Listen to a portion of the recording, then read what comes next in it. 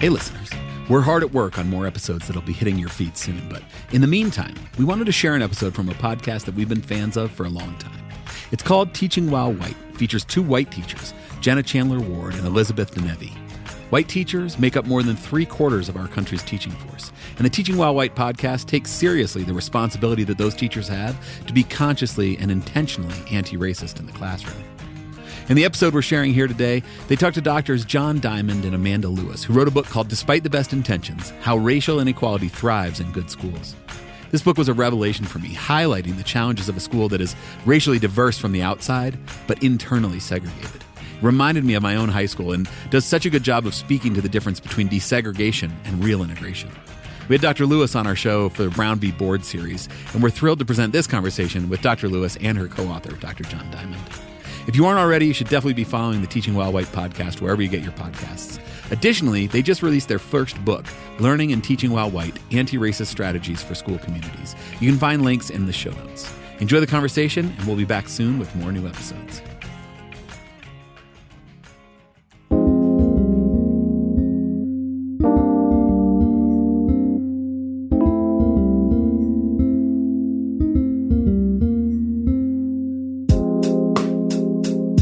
Everyone, welcome to the Teaching While White podcast. I'm Jenna Chandler Ward, and my guests today are John Diamond and Amanda Lewis. They've written a groundbreaking book called Despite the Best Intentions, How Racial Inequity Thrives in Good Schools. John Diamond is Black and is a professor at Brown University. Amanda is white, and she's a professor at the University of Illinois at Chicago. Despite Best Intentions looks at a large suburban high school outside a major metropolitan city. It's affluent, liberal, and racially diverse. They call the school by a pseudonym, Riverview. Diamond and Lewis describe Riverview as well-funded, the teachers as well-trained, and there are many high-achieving students.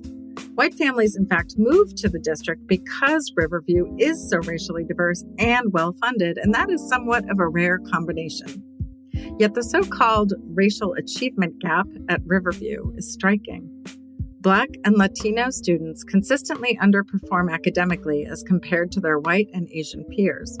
Together, Lewis and Diamond uncover some of the ways this well-intentioned school actually perpetuates the achievement gap, and how the collective power of white parents contributes to the problem.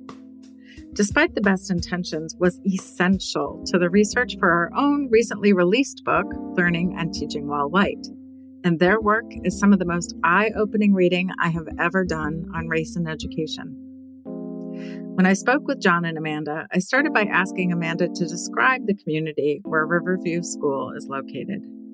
Some people would call it a suburb. Some people would call it a small city adjacent to a large city. It's one of those places that often ends up on those lists of best places to live.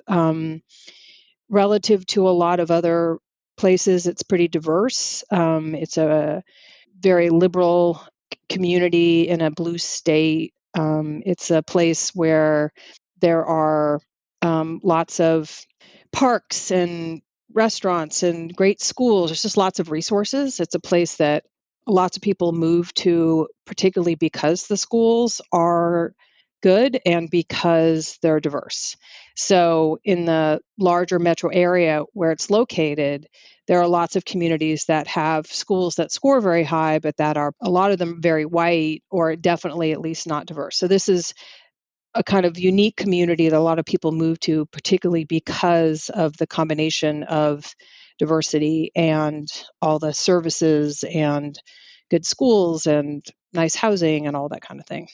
I want to talk about the collective power of white parents specifically. And I just want to start by saying all parents want to do what's right by their kids. So I think maybe you could speak to this. The parents you encountered, the white parents you encountered, they think they're just doing what's best for their kids, right?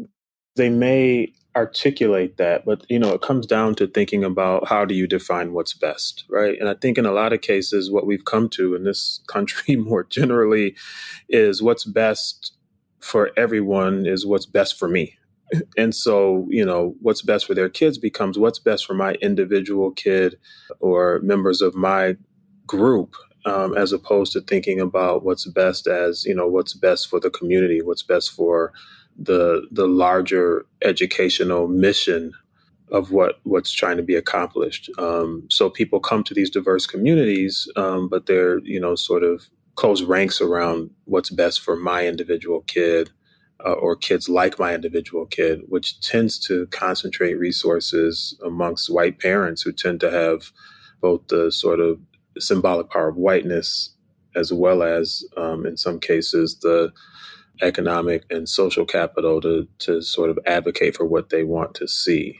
There's a quote in there where I think it was one of the teachers you interviewed talks about white parents prepare as if they are preparing for battle, that they're planning and optimizing for their children in kindergarten about how they're going to have the best outcomes in terms of college admittance, I assume, and extracurriculars and tutoring and all these things. And that just really struck a chord. Can you say more about what you saw around those kinds of preparing for battle? Yeah, I think it's this way in which parents construct their job, sort of like Don was saying, as being optimizing their kids' experience at every moment. So jockeying for the best teacher that they heard about in the elementary school, or making sure that their kid is in, as we wrote about a lot in there, the best classes in the high school.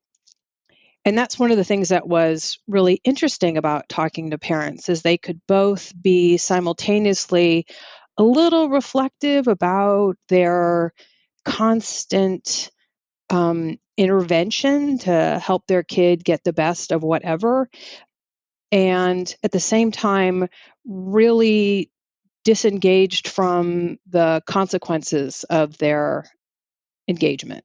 They never asked themselves, like, what's best for everybody. There was a really disjuncture between their sense of commitment to a kind of larger community that they had moved for, right? That was one of the things that we really struck us in the interviews with white parents, is they had moved to the community explicitly because it was diverse, and but were regularly willing to trade off a truly diverse experience for their kids for an advantaged one. So they, proximate diversity was okay. It seemed like it was enough that, they could see that there were kids of color around. They didn't necessarily care if their kids had any friends that were of other races, or where they were actually in class with them, because that wasn't in the end the thing that turned out to be most important to them.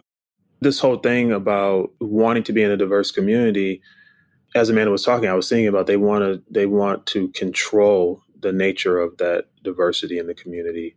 And in a lot of ways, they also actively resist any effort to create a real integrated community, right? So they're not only working for their own individual kid, but they act collectively to resist changes that might make opportunity expand beyond their individual kid or the small group of folks who sort of they see as folks who look like them. So that was the other piece of this coming to a community, but really working hard to control who lives where in the community, who gets access to what in the community, and working hard to make policy change difficult was another characteristic of white parents in Riverview. I want to get to that policy and the active resistance, but I was just thinking, I was speaking to a white man who was part of a white anti-racist group for parents that I was running.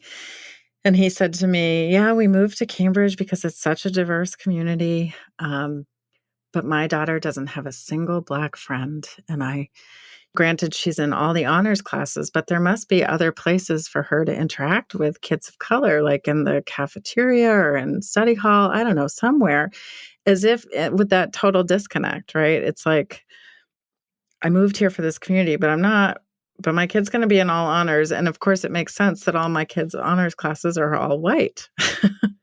It's kind of mind-boggling. Yeah.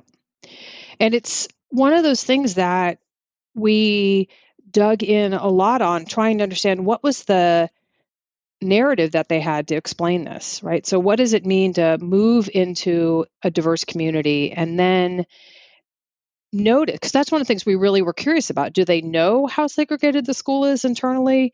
And sure enough, they really did. And then the question was, well, how do they make sense of that? Do they understand it as being an issue of racial equity? And for the most part, they had a widely available set of racial stereotypes, racial mythology that they would just fall back on. And, sometimes it felt like, well, I really can't worry about that too much. But a lot of it really was them either assuming that most of the Black and or Latino families were low income and just didn't value education in the same way they did, or they just had some easy answers that helped explain it away in a way that made it not their responsibility at all, and not something that they were necessarily going to worry about. But that was always juxtaposed with, there's that kind of subtle passive part of it, but then the part John was just talking about where it ended up not being so passive when there was talk about changing the rules or changing the structures, that then it got really activated in a different kind of way, so that folks at the school just named these same families all the time as being the reason why change was hard. And embedded in all those stereotypes, right, is that white students are inherently smarter, more invested, all that work that they were doing to intervene all the time. Maybe some parents just weren't interested in doing that, maybe didn't align. There's a lot of kind of old-fashioned racial stereotypes that have kind of modestly updated, so they function as kind of cultural stereotypes now. So it's not so much maybe inherently, but maybe it's just about kind of cultural values, that sort of thing, that sort of end in the same place, which is the people who are not thriving here are not thriving because of something that's their own fault. There's a quote in the book that stopped me in my tracks. It says, "Yet these parents are not just passive recipients of an unjust system. According to many staff members, white parents have actively opposed and even undermined attempts to rethink the current tracking structure, and they continue to campaign against such change." It just really hit me, that passive recipients of an unjust system. There is definitely a way that when efforts to make change come forward, or when there's a strong proposal to make change that's going to create a more equitable set of experiences for people, then the conversation about leaving the community becomes palpable, right? White parents start talking about, well, I'll just leave if you want to detract. The conversation, it's couched in sometimes rhetoric about it's best for kids to learn with classmates who have the same background, or, it's going to be too much work for educators to be able to teach heterogeneously grouped classrooms, or we don't want the Black and brown kids to struggle in these classes and, sort of undermine what the goal of equity actually is, right? So there are all these ways that people sort of frame their resistance in language that sounds flowery or grounded in justice. But the reality is it tends to be an effort to sort of monopolize resources, to what we talk about in terms of opportunity hoarding, to sort of hoard educational opportunities, and to slow down the pace of change to the extent that they're, by the time the change actually happens, it's taken 4 or 5 years and their child is off in college somewhere, right?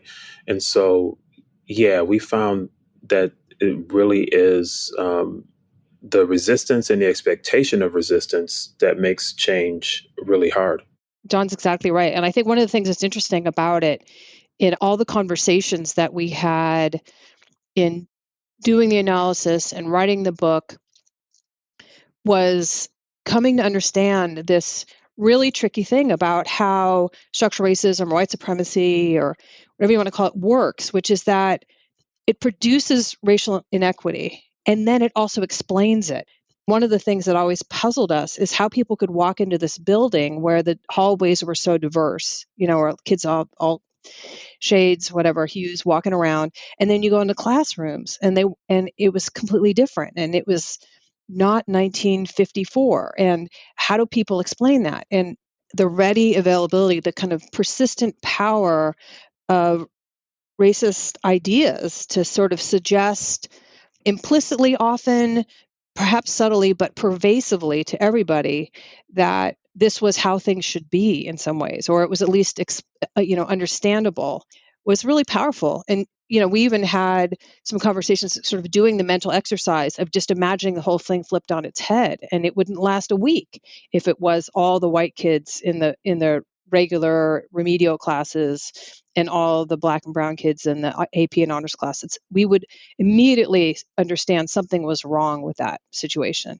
And so it's one of those things that is part of the reason why I think we're constantly pushing to kind of put this in a moment, in a kind of historical arc, and understand in some ways that we're learning about Riverview, about schools like Riverview, but that it's also part of this larger story about how racism and racial inequality works in a kind of broader sense, and what's new about it and what in fact is not so new about it.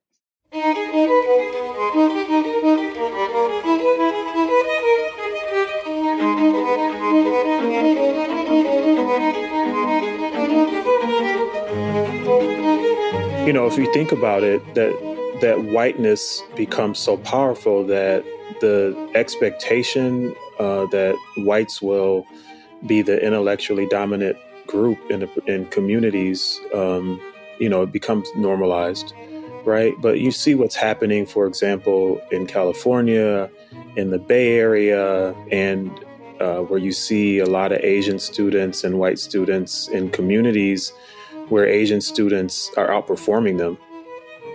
Then it becomes, and Tomas Jimenez and others, Pavan Dhingra and others talk about this, that, then it becomes the Asian students are becoming, sort of hyper vigilant about education, right? And the families are overdoing it, and they're academic bullying the white kids because they're outperforming them, right?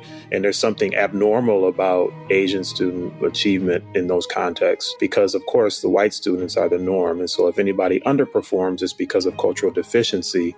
If anyone overperforms, it's because of this, hyper vigilant academic bullying culture amongst Asians, right? The white kids are always okay.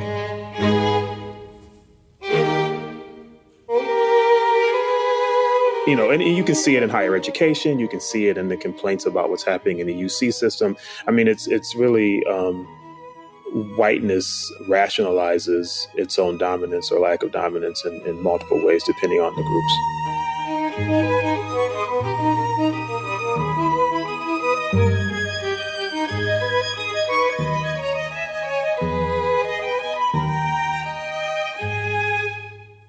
I find myself wanting to justify, well, it must not be conscious. And yet, at my kids' school, the lower level class, the non-honors, is called College Prep CP.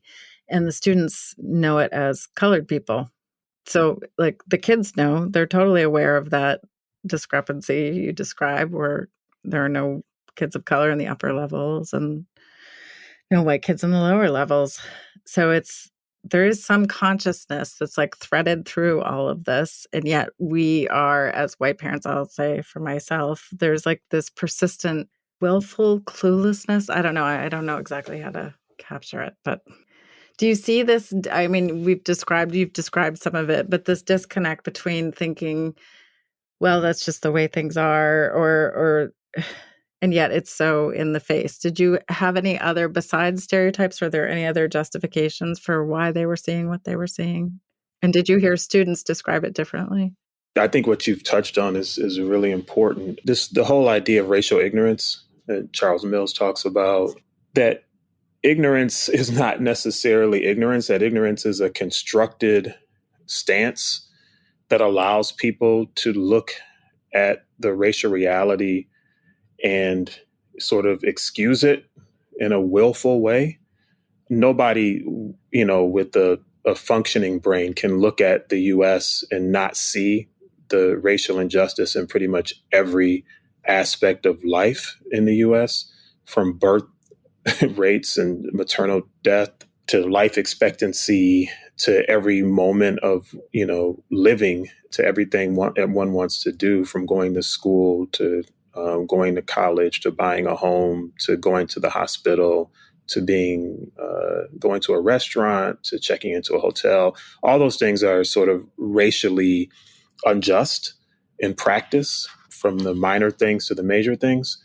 And racial ignorance allows white people to see these things and construct a sort of willful ignorance, and to construct ideologies to talk about it in ways that sort of rationalize it away. But I think it's a tool that people use, a certain kind of avoidance of seeing and talking about the obvious. And the unfortunate thing is that a lot of times academics and all of our institutions sort of support this by, sort of constructing excuses for people to sort of glom onto when they are talking about it in a conscious way. But I should let Amanda speak to it as well. Yeah, the only thing I would add is, one of the concepts we use in the book is this idea about racial apathy, because I think John is exactly right. Some of it is about what people see in the world, but it's kind of, strategic not seeing, right? A strategic engagement and not engagement. But it's also that seeing is also tied in some ways to a certain level of not caring and of disengaging from racial inequity in the world and in our close, not just out there far away, but close in, right? In the context of a place like Riverview. And it's hard not to eventually trace that back to a kind of really fundamental differential valuing of Black life in some way. I think the thing that is hard to avoid is that if we really were invested, if we really embraced all young people's full humanity, if we really loved them fully and really, there's lots of folks who've been talking about this recently with regard to thinking about a different kind of set of practices with the teaching. But if we did that collectively, it would be impossible to not want to take collective responsibility for the fact that a lot of our young people are not thriving in our schools. And again, not even in just those bad schools far away, but in the school that we're a part of. That's what, in some ways, is so painful about it, particularly for, I would say, Black families and for Black teachers in the school, is being in such close proximity to these people who seem like, pretty intelligent, and yet are either it's not their problem, don't care, or, as John was talking about earlier, are like actively getting in the way of things changing.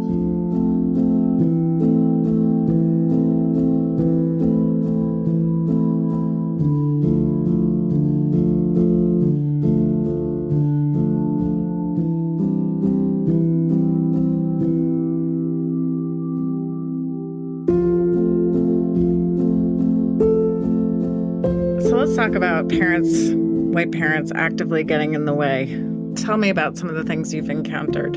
One thing is that, having conversations with district leaders, the highest level, superintendents and others, one of the first things that I would say is speaking with a new superintendent in Riverview and having them say, and in Riverview and another district, having them say, well, when I came to the district, I could see the racial disparity. And I was, in some ways, that was my first priority, was to deal with the racial disparity.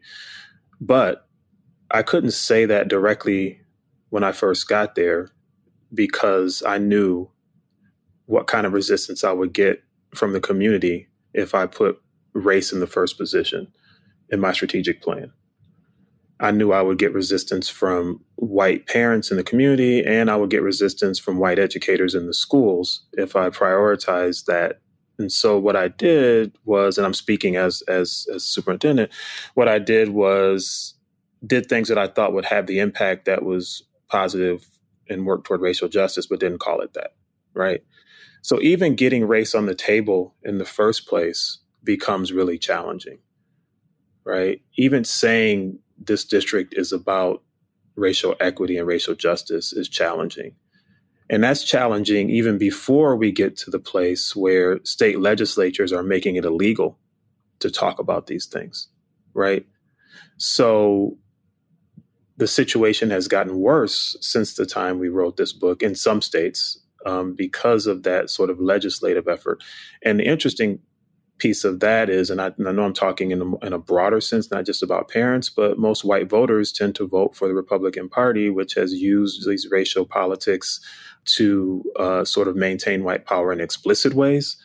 And when we get back to the local context, we're still dealing with parents who are making decisions in the local context to resist getting race on the table and resist efforts to create more racial justice. We already talked about tracking and detracking and the resistance that comes to that. We see similar things around discipline policies where, white parents see discipline to some extent as about protecting their white kids from Black kids or Latinx kids in the school district or in the school context. And there are many other ways that it becomes sort of this active and subtle strategies of resistance. It was interesting. When we first were finishing up the book, we gave a talk about some of the findings to a group of, 30 some superintendents from districts all around the country. And all of them thought they were rave review, and particularly around this pattern of opportunity hoarding by white families, of the kind of strategic, constant resistance that they were dealing with to try to do equity focused work in their districts. And the patterns are similar. Like, we've, since the book has come out, worked with lots of different school districts, and the same kind of things come up. There's threats to leave the district. There's threats to have the superintendent fired. One of the districts we spoke to where they'd been doing some work, the superintendent talked about 5 organized campaigns to have them fired since they'd started doing this work.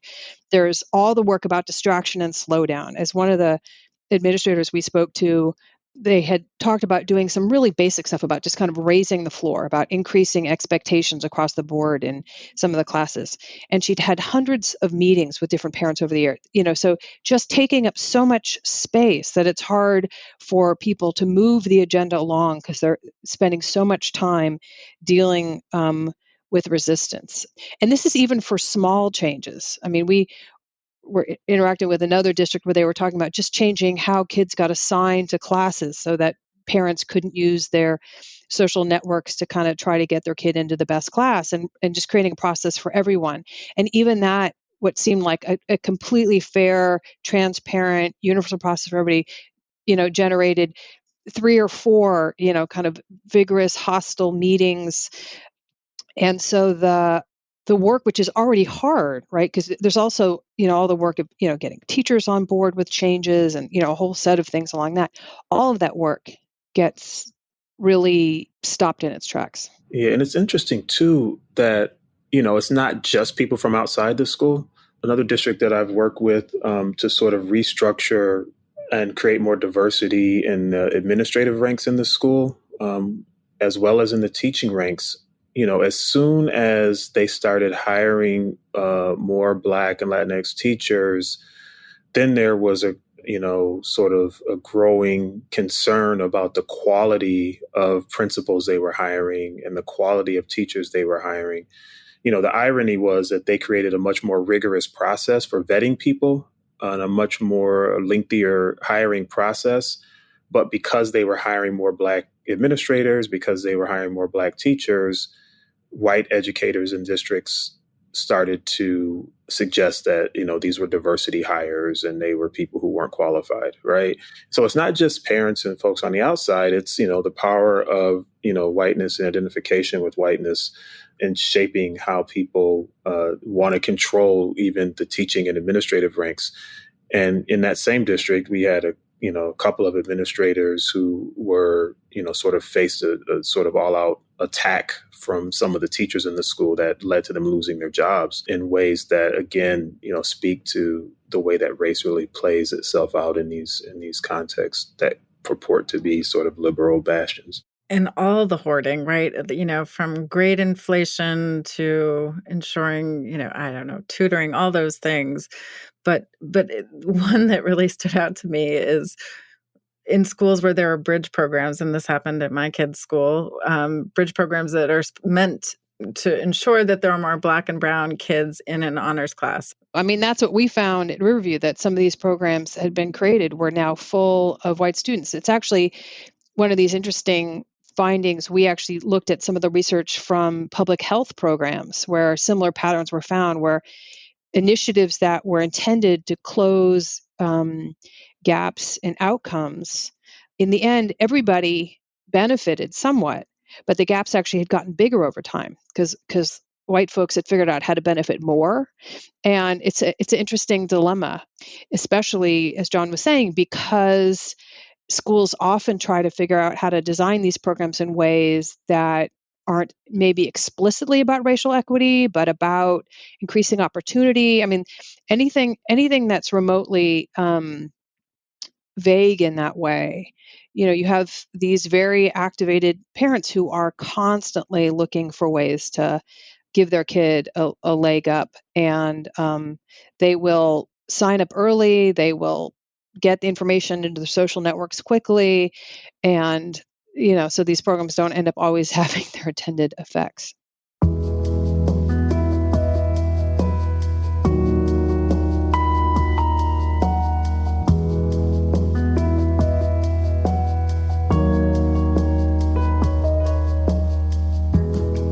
Do you think that individual white parents believe that they're just acting like that it's just them? They're just one person taking up some needed time with their administrator? Like, how do we start to explain the collective impact? It's not just you. There are lots of white parents taking up the principal's time when they need to be doing something completely different. I don't know. I think it becomes sort of a rationalization because I think people have convinced themselves that it's just them. But at the same time, what we see is not just wanting to control that moment of interaction, but also wanting to control the PTA. I talked to a board member in Riverview who had been a very active parent and had worked at one of the PTAs when their child was in elementary school. And she at one point suggested that they should really try hard to recruit more parents of color for the PTA. And she said the backlash she got from that was really intense, to the point where she lost friendships because she was trying to create a more diverse parent-teacher association, right? So it's individual efforts that one can easily rationalize as, well, this is what's best for Billy or whatever.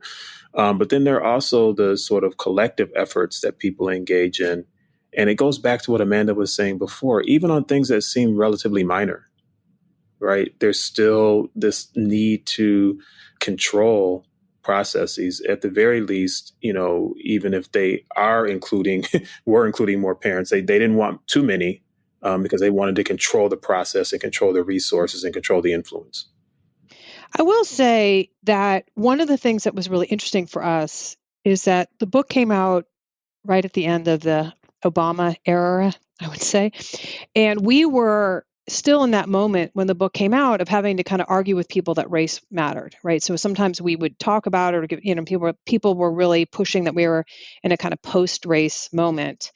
And after 4 years of whoozy-whatsy, one of the things that happened was that, I will say, not everybody, right? But that there was a somewhat of a kind of reframing of some of these parents.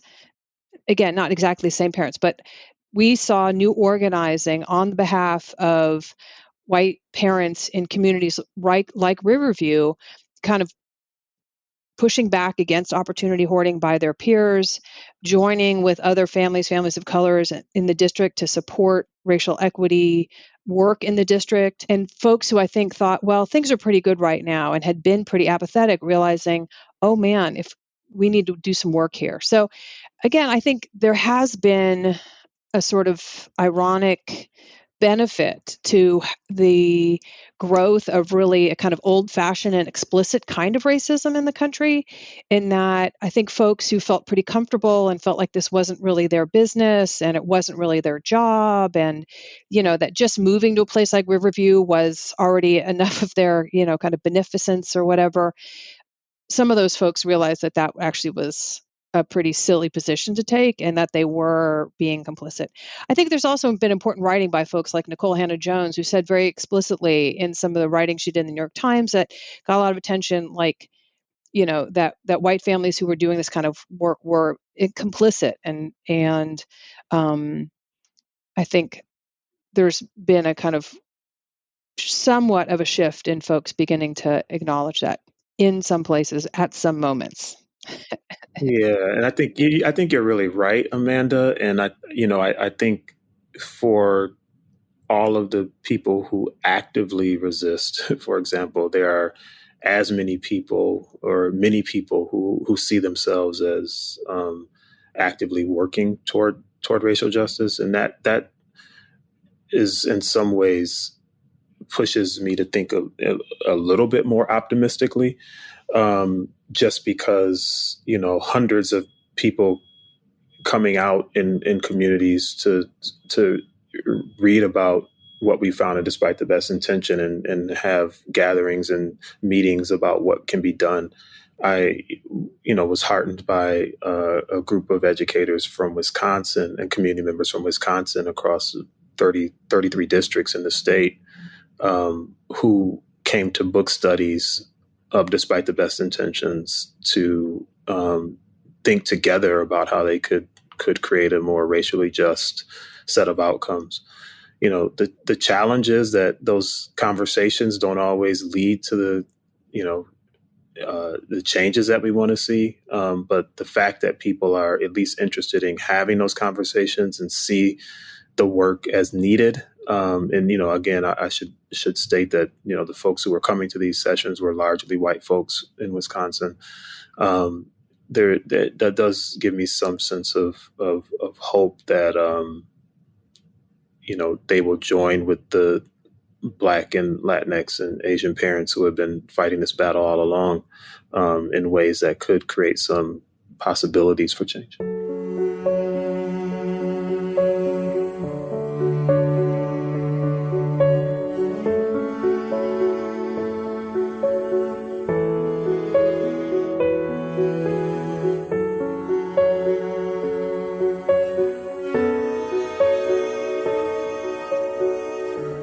If you've listened to our podcast or read our new book, you know that my collaborator, Elizabeth Genevi, and I are really curious about how parents can be encouraged to care about the well-being of all kids and not just their kid. I asked Amanda about that. Well, I think one of the points that I've heard John make a number of times when we've been doing public engagements about these things, which I think is a really powerful one, is how do we shift our advocacy to not advocating for my kid, but advocating for a general set of policy changes, for instance. We talk about this in the book around the discipline work, that what happens in schools is often sort of what happens in the criminal justice system, where people with resources make sure that they don't have to face the consequences for whatever action they engaged in. So rather than parents saying, this rule should change because it's too punitive, it doesn't acknowledge developmental challenges kids have, whatever the case may be. So rather than advocating in a more collective way for rules to change or for policy to change, they often just say, well, don't apply this policy to my kid. And if they have enough resources, they can make that happen. So one of the things that we've sort of pushed in different ways is not just regard to discipline, but with regard to placement of kids in classes and a whole wide range of ways. If you identify something that you think is in some ways unfair or doesn't work, what does it mean to shift your energy around that to not advocating individually for your child, but to advocating for the institution to function differently, and really, in some ways, be willing to show up. And one of the things we tell people all the time is any equity-focused change is going to face resistance, and it's really actually helpful to the district, to the administrators, to the people trying to make change to put some pressure on the other side, right? That we can't expect for hard things to happen without some sense that if it doesn't happen, there's going to be somebody to answer to. So sort of creating that organizing platform of, we are the folks who think that what is most important is that this district serves all children, and to ask the kinds of questions connected to that, to think much more in the kind of vein of a collective, and to think about what does it mean to advocate for everyone in that kind of sense. One of the things that happened to my son in a similar district was he came into the district, and actually, coming from Cambridge, where he attended a school that actually a school that a lot of white parents avoid, at least at the time I was there. But it had an outstanding program for kids on the autism spectrum. And we got to this new city, and he, within the first week of school, was a fourth grader, and in the first week, or third grader, in the first week of school, he came home saying, "Why am I doing kindergarten work?" Right? Because the teacher, the special ed teacher whose class he was spending some time in, was just giving them board books to read and, not challenging them at all. And, part of my advocacy was, I've got to get my son out of this classroom. But it was also about contacting the administration and the central administration, the superintendent, and saying, look, you need to do something about what's happening to kids who are being warehoused in this classroom where they're not learning anything. Right.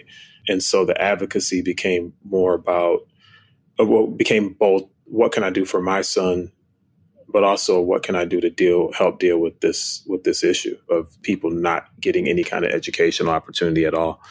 And so that's, definitely an important piece of how people need to be advocating, and an orientation that is, my kids should not be getting a special kind of treatment. My kids should be treated well, but other kids should be as well. Yeah, I was going to say, is it that interest convergence, or is it how do we start shifting to think as a community instead of, because a lot of times, right, white parents aren't going to encounter situations where they feel their child's not being treated fairly. So how do we shift from that mindset, I wonder? In the writing of the second edition of this book, we ended up talking to, not in any kind of systematic way, but we ended up being in and around Riverview and spending time with some different Black parents. And one of the things they talked about, it's one of the interesting ways, subtle ways that racism works these days, is that you often don't know how your experience is different unless you have some accidental, even almost, or close proximity to somebody else whose experience is different. And this included both a couple of parents who talked about finally having a teacher who saw their kid and advocated for their kid, and suddenly they were like, oh, this is what white families are getting most of the time. This is what this looks like, right?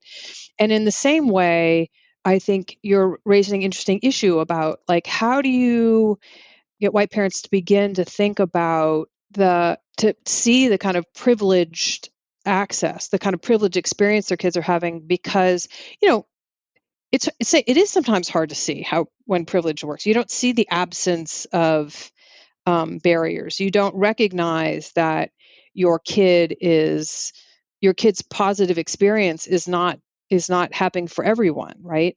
It's not a question of if racism is at work, but how. One of the privileges of being white is not having to ask that question. White people can continue to think that racism is about other people, about bad people doing bad things, not good folks like us. This privilege helps white people avoid looking at how we may be supporting a racist system despite our good intentions. So much about the idea about interest convergence has to do with how you construct your interests, right? And one of the things that's interesting for folks like us who have a kind of materialist understanding of race and racism is that part of, people are acting in, we used to think when people are acting racist or having racist ideas that they were somehow being irrational, that they were just uneducated somehow or didn't understand. And then, this kind of way of framing things is, no, people in fact are acting rationally. They're protecting their interests, right? That the way things are set up currently benefits them, and so that's why they're advocating to protect it. But I think what has happened over the last 4 or 5 years is people beginning to think about, like, what kind of world do I want to live in, right? And do I want to live in a world where it continues to be true that race has such a large impact on people's ability to live safely in the world, to have their full potential realized, all those kinds of things. And I think there is a way in which we all have multiple identities, and that that's what we were talking about earlier about, I think, a certain amount of level of engagement and activism we've seen on the part of families that we hadn't seen, even 10 years ago, has been about people starting to think about, I don't I don't really want to live in a world where certain kinds of racial violence are just common and accepted and that sort of thing. So I think there isn't a kind of appeal to a larger sense of a collective and a sense of justice that is really powerful. Brian Stevenson talks about this all the time, and I think in a way that I can't do nearly as effectively, but there is a way in which justice is better for all of us, right? That it's our full humanity is realized in a context in which things are operating in just ways, our capacity to show up for each other fully, all those kinds of things. And I think to the extent that people can get away from their immediate proximate interests, it helps. I will say there's some institutional barriers to all this. Another thing that happened when we were first talking about some of the findings from the book is talking about it in front of this is when I was teaching at Emory University, and the dean of the college was there.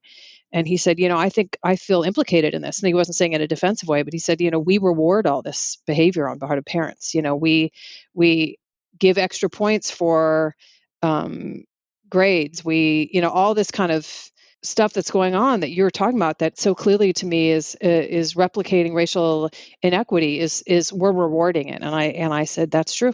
So, so I think there's I think both a kind of mindset and set of commitments that would change. And then I think we all need to think about the institutions that we're a part of and how they are complicit in the kind of ongoingness of racial inequality. I mean, if you're thinking about race and education, the only way that educational change has happened is through, in a lot of ways, it's through collective action and mobilization, right? So the fact that we're having discussions about the school to prison pipeline, for example, and, moving toward restorative justice practices and, removing police from schools is really rooted in the movement to, first of all, identify this process started by Black parents in the South. Mark Warren's book, Willful Defiance, talks about this. The language that we're using now about school discipline and the school to prison pipeline and the implications of zero tolerance policies, a lot of that has its roots in social movement activity started by Black parents. So I think it's really important to remember that, it's not just people's opinions changing, but it's also sort of the mobilization, collective action, Black Lives Matter, the racial justice movements that have happened over time that create the conditions under which people are in some ways forced to respond, even if temporarily, to make change happen. So I think there are multiple levers of change, and that's one that we often don't highlight, but I think it's really important. And I think, Amanda, this is what I keep trying to come back to is racism hurts everybody. And that though you think your kid is having this advantage, you're actually putting them at a disadvantage in this other way, right? Yeah, I have to admit, like, there's ways in which I both think that's completely true, and also it's a hard position to sell. I mean, I think it's true in that I really deeply believe that the pervasive system of racism and white supremacy in our country has violated all of our humanity. And I deeply believe that we have lost so much amazing potential in this country because we have essentially not only not committed to helping every kid realize their full ability, in the world, but also because we've done so much harm to people. And I believe all of those things are true. And I believe what Heather McGee wrote about it. You can also think about, like, we don't have good healthcare systems in this country because of racism. Our commitments, our ability to have a strong safety net has been historically undermined because we weren't committed to taking care of everybody. And that is largely because of racism. Maybe what I feel like we need to say is that, racism really does harm everybody. And we have to always put the second part of that sentence there, and is devastating for some.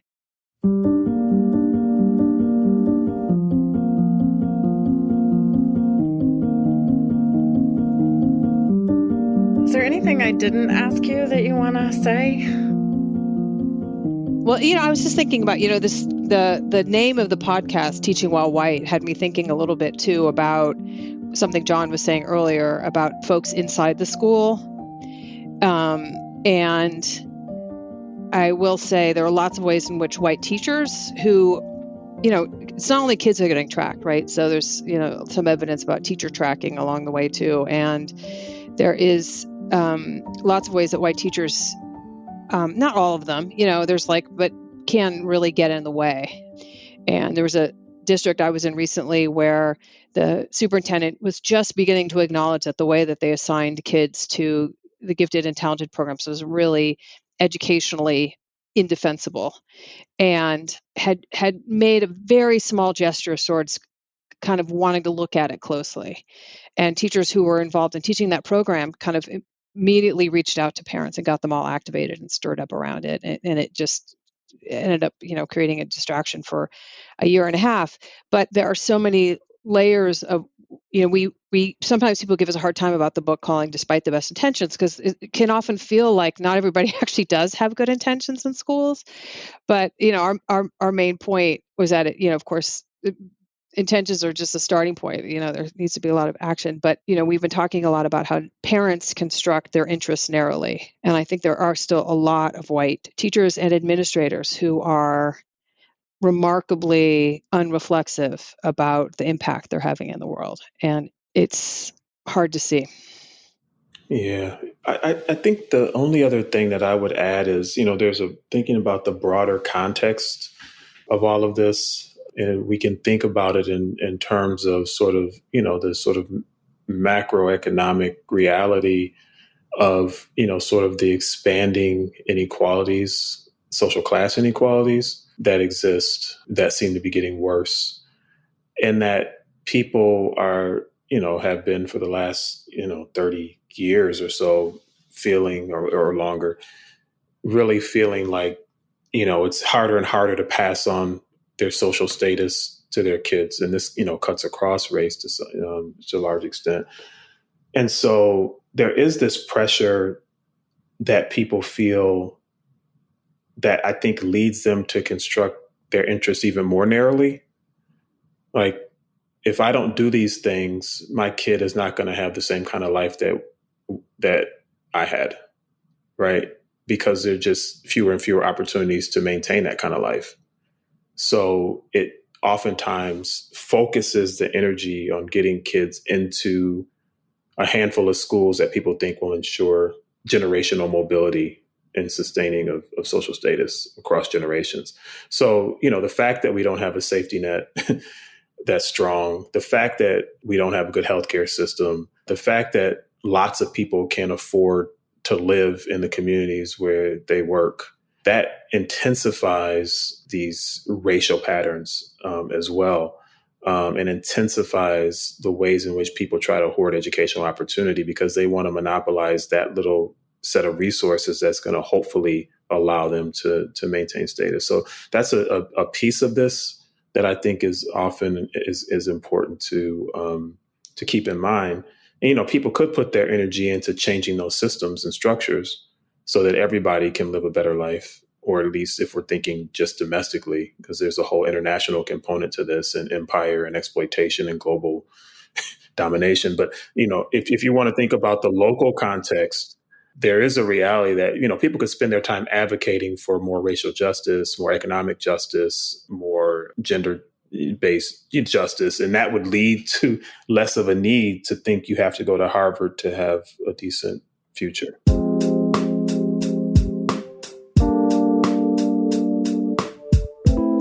That was Amanda Lewis and John Diamond, authors of Despite the Best Intentions. A second edition of their book is coming out soon. John Diamond is a professor of sociology and education policy in the Department of Sociology and the Annenberg Institute for Social Reform at Brown University. Amanda Lewis is the director at the Institute for Research on Race and Public Policy and College of Liberal Arts and Sciences, and distinguished professor of Black Studies and Sociology at the University of Illinois at Chicago. There are loud parent voices across the United States who oppose accurate history and push to ban books they don't agree with. These efforts are well-funded and well-organized. To fight back against this movement, we need white parents who are just as loud and just as organized. As John Diamond says, parents of color have been leading the charge for justice and equity for generations. White folks need to follow their lead. Silence is not neutral, and silence is complicity. We must declare all children are gifted and talented, and all children deserve an education that serves their talents and their brilliance. Our next episode will take a deep dive into this topic of ability tracking. We'll hear from teachers and students who piloted a program to de-track their math program at their middle school. Today's episode was underwritten by the Eastern Education Resource Collaborative. Stephen Smith is our producer, and I am Jenna Chandler Ward, and this is Teaching While White. If you liked today's episode, please spread the word, and also give us a rating in your podcast app. It really helps to get the word out about the work we're doing. And thanks for listening.